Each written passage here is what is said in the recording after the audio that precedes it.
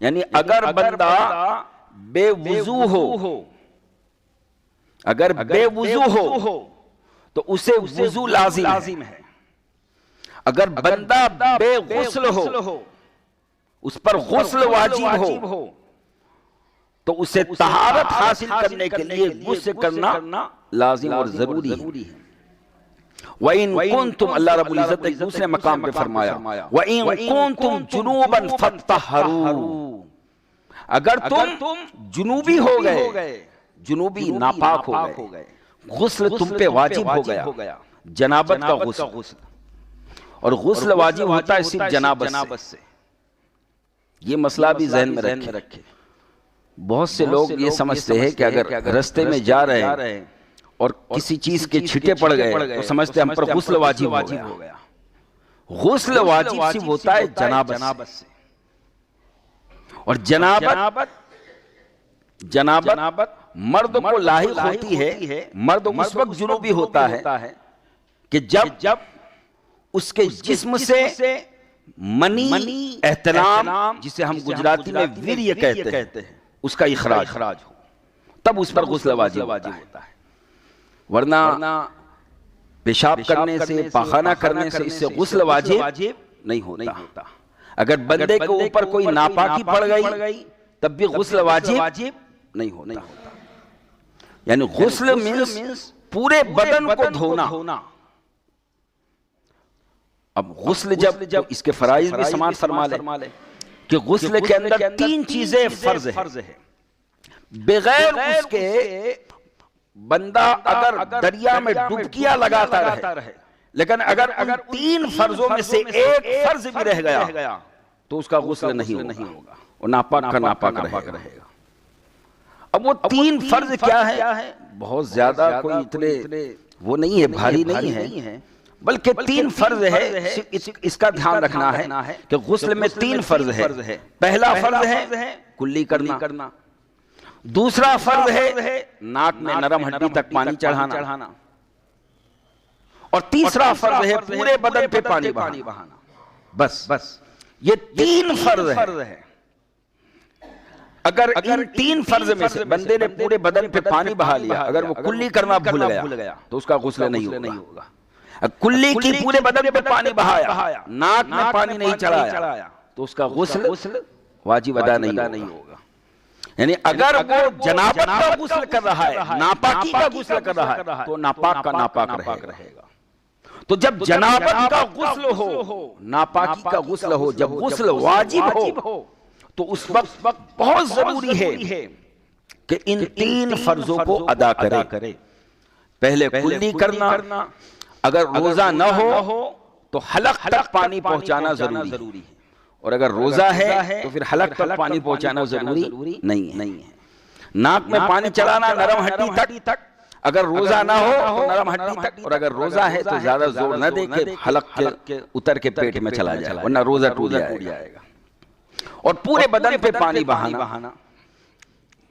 اب بدن کا ایک بال بھی سوکھا نہ رہے، نہ سر کا، نہ بغل کے نیچے، نہ کسی اور جگہ. بدن کے کسی بھی حصے میں ایک بال کے برابر بھی جگہ کوری اور سوکھی نہ رہے، ورنہ غسل نہیں ہوگا. یہ 3 فرض ادا کر لے تو آپ کا غسل ہو گیا. یعنی آپ پاک ہو گئے. اور آپ جو حدث اکبر تھا، اسے کہتے ہیں حدث اکبر شریعت کی زبان میں، بڑی ناپاکی. تو آپ جب حدث اکبر کا آپ نے غسل کر لیا تو آپ کو طہارت کبریٰ حاصل ہو گئی، بڑی طہارت حاصل ہو گئی. اب اگر بعد میں کسی نے وضو نہ کیا اور پہلے بھی وضو نہ کیا لیکن فرائض اچھی طریقے سے ادا کیے تو پھر اب اس کا غسل اس کا وضو خود بخود ہو گیا. لیکن جو طریقہ ہے سنت طریقہ، اب یہ تو فرض ہوا، لیکن سنت طریقہ، حضور کی سنت، تو حضور کی سنت میں پھر برکت ہے اور پھر اس میں ثواب بھی زیادہ ہے.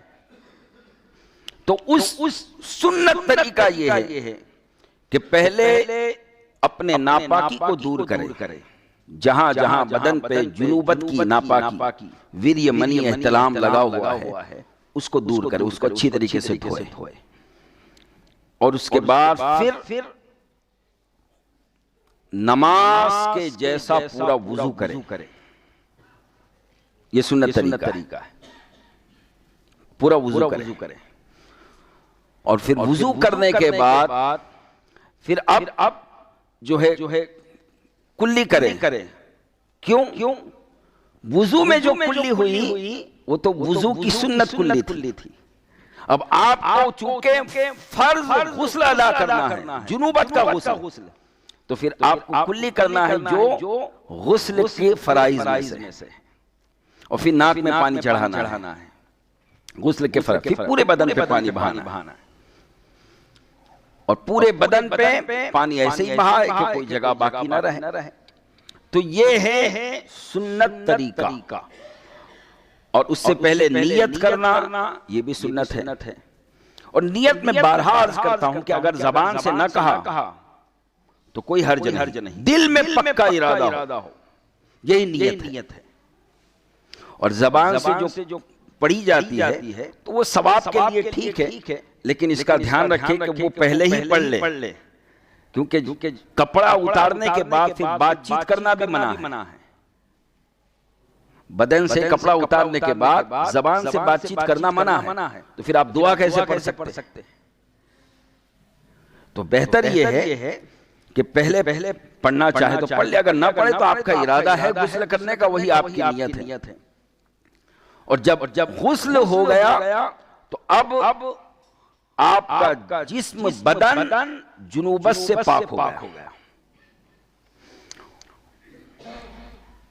اور اگر کوئی بے وضو ہو، غسل تو ہے لیکن بے وضو ہے، اب وضو بھی چند چیزوں سے ٹوٹتا ہے، ایسا نہیں کہ آئینہ دیکھا تو وضو ٹوٹ گیا، کچھ لوگ سمجھے آئینہ دیکھا تو وضو ٹوٹ گیا، کسی کو ننگا دیکھا تو وضو ٹوٹ گیا، وضو اتنا کمزور نہیں ہے،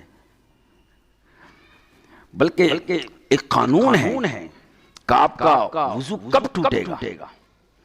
تو بندے نے اگر پیشاب کیا، پاخانہ کیا یا ہوا خارج کی، اس سے وضو ٹوٹ گیا، اور یہ فطری چیز ہے، یہ بشری تقاضا ہے، لیکن جب یہ چیز ہو گئی تو اس کے بعد بغیر وضو کے نہ وہ نماز پڑھ سکتا ہے، نہ قرآن پاک چھو سکتا ہے، اور ایسے ہی اگر کسی کے بدن سے خون نکلا یا پرو نکلا، پیپ نکلا اور وہ بہہ گیا تو اس کا وضو ٹوٹ گیا۔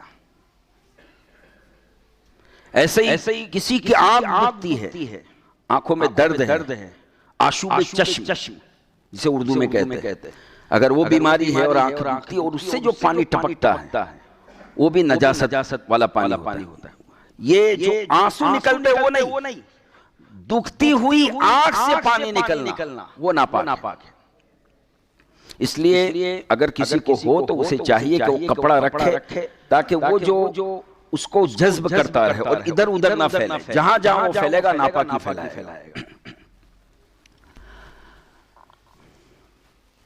تو یہ چند چیزیں ہیں، اور ایسے بندہ سو گیا، وضو کیا اور وضو کرنے کے بعد اچانک اسے نیند آ گئی، اب بیٹھے اگر جھوکے مارے تو اس سے وضو نہیں جائے گا، لیکن کسی جگہ ٹیک لگا لی اور سو گیا، اور اتنی گہری نیند میں سو گیا کہ اگر جس ٹیک جو لگایا اگر اس کو ہٹا دیا جائے تو گر جائے، تو پھر ایسی صورت میں اس کا وضو ٹوٹ گیا۔ اب جب وہ اٹھے گا تو اثر نو سے وضو کر کے نماز پڑھنی پڑے، اور قربان جائے ساری کائنات کے لیے یہ قاعدہ ہے کہ نیند سے وضو ٹوٹ جاتا ہے، نیند سے بے بھانی والی نیند سے وضو ٹوٹ جاتا ہے، لیکن اس کائنات میں ایسا انسان ہے کہ اگر وہ سو بھی جائے تو اس کا وضو برقرار رہتا ہے، اور وہ ہستی کون ہے؟ وہ ہمارے آقا کی ہستی ہے صلی اللہ علیہ وسلم۔ اب دیکھیے وضو کے اندر جب امتی اور نبی برابر نہیں تو ہر معاملے میں کیسے برابر ہو سکتے؟